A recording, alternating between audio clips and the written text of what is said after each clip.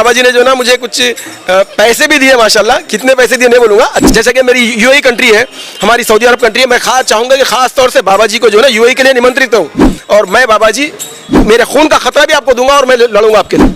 तो बाबा जी ने बोला, मानवी तवेदा जी, अगर आपके माता पिता भी आपको पैदा करने से पहले इसी तरह के टेस्ट ड्राइव करते रहते, वो ये हुआ कि 5:04 हो गए थे।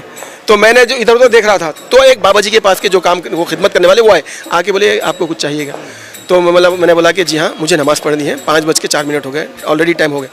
तो फिर वो उठे। पेशे से एक एडवोकेट हूँ, एक लेक्चरर हूँ, और मैं सोशल एक्टिविस्ट हूँ, और उसके अलावा और भी दूसरी चीज़ें हैं। यहाँ पर वो बोलना उतना ज़रूरी नहीं है, लेकिन ये बोलना ज़रूरी है कि बाबा प्रेमानंद जी जब बात करते हैं तो लाखों नहीं करोड़ों लोग और करोड़ों लोगों के दिल और दिमाग पर उनकी बातें असर करती हैं।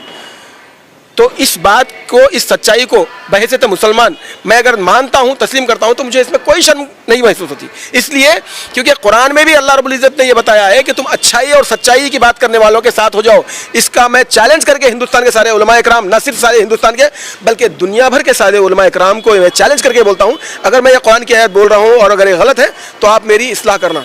आपकी जूतियां सिर पर उठा के मैं। प्रेमानंद जी से मुलाकात हुई आपकी? बिल्कुल।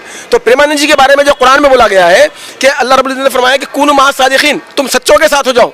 तो मुझे ईश्वर ने मुझे बोला कि मेरे बंदे, मेरा एक बंदा है हिंदुस्तान में प्रेमानंद जी, जो अच्छाई और भलाई की बात करते हैं, इंसानियत की बात करें, उनके खिलाफ जो साजिशें हो रही हैं, तुमको भी चाहिए कि तुम उसके ताल्लुक से डिफेंड करो और जाके बताओ कि प्रेमानंद जी ने जो बात बोली है वो कितनी सही है।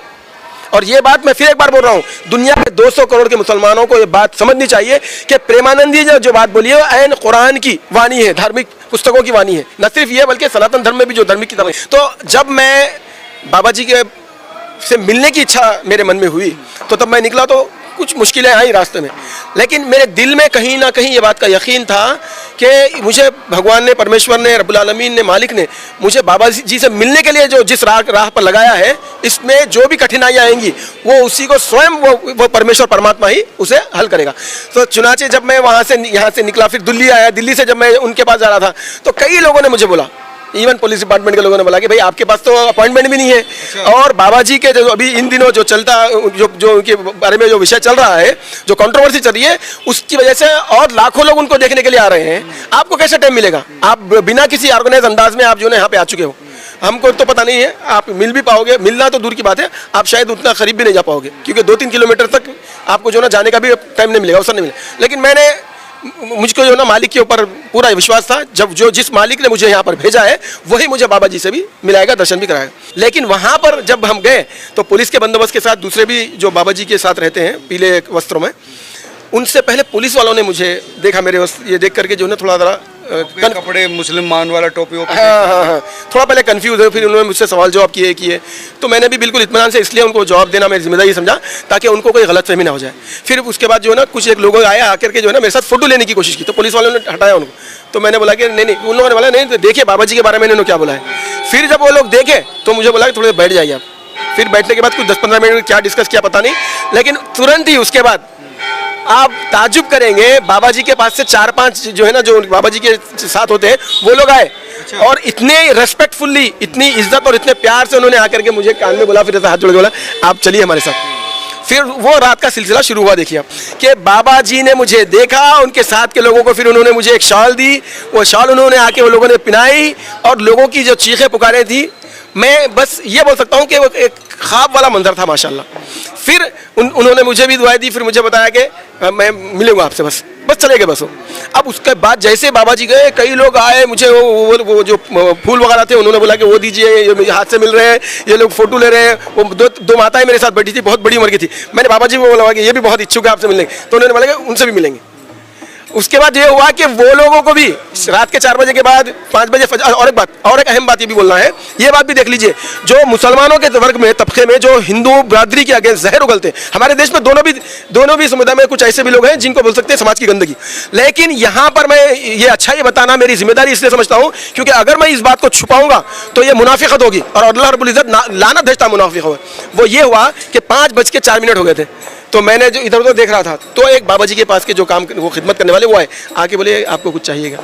तो मैंने बोला कि जी हाँ, मुझे नमाज़ पढ़नी है, 5:04 हो गए, ऑलरेडी टाइम हो गया। तो फिर वो उठे। और सॉरी, इससे पहले ये भी बोल दूं कि मैं जब ज़मीन पे बैठ रहा था तो वो आया के बोले नहीं, बाबा जी ने बुलाया कि आप जो है ना इस पे बैठेंगे। फिर वो कुछ लाए, वो हाँ कोई एक चीज़ लाए, नरम थी माशाल्लाह, उस पर उन्होंने मुझे इज्जत दी। तो ये इज्जत जो है ये बाबा जी के एक अखलाक और किरदार और कैरेक्टर का बहुत बड़ा नमूना है। मैं एक मुसलमान, मेरे एक आदमी के कम होने से या नहीं आने से या मेरे एक आदमी के नजरअंदाज करने से वो जो करोड़ों करोड़ों उनके श्रद्धालु हैं कमी होती, लेकिन उसके बाद भी बाबा जी के और उनकी जो उनके पूरे सब जो ग्रुप था, टीम बोलूँगा मैं उसको, उन्होंने जिस व्यवहार के साथ मेरे साथ यानी कि सलूक किया है और जो मेरी जो देखरेख की है, मैं ज़िंदगी भर नहीं भुला सकता। फिर फजर की नमाज के लिए उन्होंने मुझे बोला कि आप भी वो नमाज से पहले कुछ मुँह हाथ धोते हैं ना, वो भी चाहिए। मैं बोला बिल्कुल। तो उन्होंने उसका प्रबंध किया। फिर उन्होंने बोला मुझे थोड़ा आजू बाजू के लोगों का ध्यान देना। फिर ये बात भी इस्लाम में है, ये बात भी इस्लाम में, वो समझ रहे थे कि मैं शायद बहुत चीख के पुकार के कुछ करूंगा। फिर मैंने नमाज पढ़ी और मैंने उनको बोला कि आप मेरे बिल्कुल बाजू खड़े हो जाइए, आपको अंदाजा हो जाएगा कि मेरी आवाज़ कितनी होगी। फिर मैं नमाज पढ़ा, 2-3 मिनट की होती है फजर की नमाज, 3 मिनट की 4 मिनट की।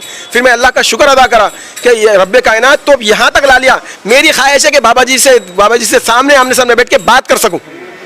अब उसको भी लोग बोले नहीं ये बहुत मुश्किल है, नहीं हो सकता ऐसा ऐसा। लेकिन फिर क्या हुआ, फिर सवेरे 8 बजे के लगभग फिर वो लोग आए, फिर मुझे एक और एक प्रवचन में बिठाया उन्होंने। अब यहाँ पर मैं एक और बात बोलना चाहूँगा। बाबा जी ने जब मुझे वहाँ पर बैठे मुलाकात किए तो मैं बाबा जी को सबसे पहले बोला कि मैं को रब्बुल आलमीन ने मुझे ये बात का मेरे ख्वाब दिमाग में डाला था कि मुझे जो ना मेरा एक बंदा है वहाँ फला जगह पर, वहाँ पर जाना है। और वो सिर्फ एक ही नाम याद था मुझे ये भी पता नहीं था कि वो वृंदावन जो है ना वो यूपी में है या कहाँ पे है, वक्तिया। तो मैं रब्बुल आलमीन ने बोला कि मेरा बंदा जो है हक के लिए और दुनिया की अच्छाई और भलाई के लिए लड़ रहा है, तुम जा करके जो है ना तुम उनके लिए भी बात करना, लड़ना है तुमको। और मैं बाबा जी जब तक आप हक पे रहेंगे, मेरी सारी ज़िंदगी में जो है ना आपके लिए, आपके हक पे खड़े रहने पर मेरे खून का खतरा भी आपको दूंगा और मैं लड़ूंगा आपके लिए। तो बाबा जी ने बोला नहीं भाई, लड़ने की कोई ज़रूरत नहीं है, हमको अपनी सिर्फ प्रेम की बात करनी है, अच्छाई और भलाई की बात दूसरों तक पहुंचानी है। और आप यहाँ तक आए, हमको भी बहुत अच्छा लगा। और ईश्वर आपके ऊपर जो ना और राधे जो वो बोल रहे थे उनकी कृपा हो। और उन्होंने क्या किया, फिर एक और शाल मुझे उड़ाई। तो लोगों ने बोला कि यहाँ पर 70-80 हज़ार लोग हैं, किसी को भी 2 शाल बाबा ने नहीं उड़ाई अभी तक उस दिन की भी बात है। तो मेरे ये सौभाग्य थे। उसके बाद फिर बाबा जी ने जो ना मुझे कुछ पैसे भी दिए, माशाल्लाह। कितने पैसे दिए नहीं बोलूँगा, अच्छे खासे पैसे दिए। और बोला कि ये बस ये जो ना आप रखिए, सफ़र है, बहुत सारी चीज़ें होती है और मालिक आपकी कृपा करे। और एक बात, जब बाबा जी की हमारी जो कन्वर्सेशन हो रही थी वो बादबता वहाँ पर रिकॉर्ड है। हाँ रिकॉर्ड है और वो लोग भी बता रहे थे। तो मैं भी इच्छुक हूँ कि वो रिकॉर्डेड कन्वर्सेशन को लियो। अच्छा, बाबा जी से मुलाकात के बाद क्या आपका क्या मतलब, मैं बाबा जी के साथ जुड़ा इसलिए मैं जो चीज़ मैं महसूस कर रहा था मैंने वो बाबा जी को बोली है और भी मज़ीदार बात आगे बोलूँगा। लेकिन मैंने ये बात ठान ली है कि मैं बाबा जी के किसी भी ऐसे काम को जो बाबा जी जो ना इंसानियत और भलाई के लिए कर रहे हैं, मैं डेफिनेटली मैं उनका साथ दूंगा। मैं नहीं बल्कि हमारी अरब कम्युनिटी भी साथ देगी। अब्दुल्ला बिन बहामिद साहब का कहना था कि इस ख्वाब जो देखा था, खुदा ने कहा था कि जाकर आप मिलो बाबा जी से, प्रेमानंद जी से, तो वो ख्वाब मेरा पूरा हुआ। प्रेमानंद जी से मिलकर जो आध्यात्मिक अनुभूति उनको हुई वो वर्णन योग नहीं है। कहते कि ज़िंदगी सफल हो गई। अगर आपको भी वीडियो अच्छी लगी हो तो शेयर कीजिए ताकि अरब अमेरिका तक भी पहुँचे कि किस तरह से एक संत सनातन की सेवा कर रहे हैं। और उनके चाहने वाले सिर्फ हिंदू सनातनी नहीं है बल्कि मुस्लिम भी है पूरे देश में।